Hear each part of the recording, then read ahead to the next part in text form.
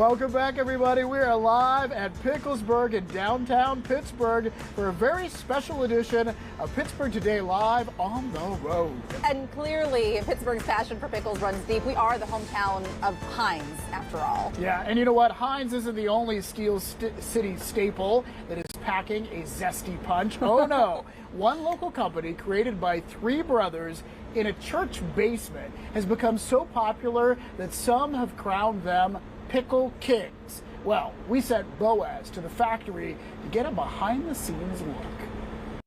Good morning. We're here at the Pittsburgh Pickle Company's headquarters here in Verona. I'm here with John, who's one of the owners here, and already there is so much happening around us. There's a giant vat of cucumbers. There is. It's about 2,000 pounds. That's what we do every day. We bring in about 2,000 pounds of cucumbers, wash them, slice them, shove them in jars, and start making our pickles. And where do all those cucumbers come from? Throughout the year, they come from all over the country. In the winter, they'll come as far as Mexico. And then as we get into spring and summer, they come up along the East Coast through Florida, the Carolinas, into Indiana, up to Michigan, and all the way up into Canada. I could bring you some cucumbers from my yard. I'm having a pretty good harvest this year. I could dump a dozen in there. We could use them. We could use them. Well, let's see what happens next. So they're going into this cucumber elevator. Yes, we elevate them from the water to the slicer, but it's the only way to get them from point A to B. We bring them over here to the slicer. They drop into the slicer, go down the belt. They go through a giant blade, and we slice them up into chips. They fall into a bucket. So it's like a cucumber guillotine almost. Exactly like that. Wow, let us check this over here. Oh, wow, and then you just fill up these buckets with the slices. Yeah, you'll see all the cucumber chips, they fall in whole and they come out in a million slices very quickly. And that's sort of your signature move, is the sliced pickle, right? Well, yeah, we do them flat on one side and crinkle on the top so they look like a little crown. Yeah.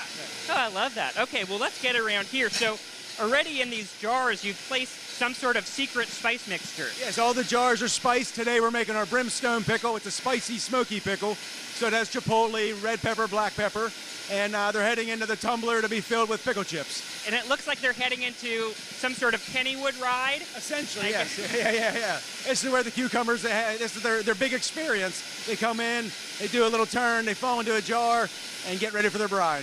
And so do you know how many cucumbers actually fit inside a jar? You're looking at about like 3, 3.5, 4. It depends on the slicing and size of the cucumber. Yeah.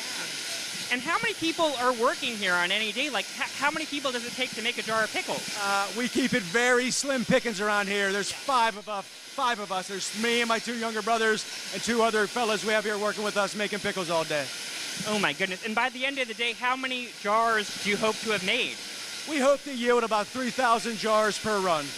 Wow. Well, there is a lot more left to the pickle-making process, but we can't cover it all now. We're going to be back on Talk Pittsburgh later today, show you the rest of how they make the pickles here. And I'm hungry. Can we take a quick snack break? Of course. Let's go. Right. See you later. I love that Boaz says, it looks like they're going on a ride at Kennywood. That's right, and he laughed about it. He did say, and you could hear there, it was really loud in there. The factory is really loud as they're moving through.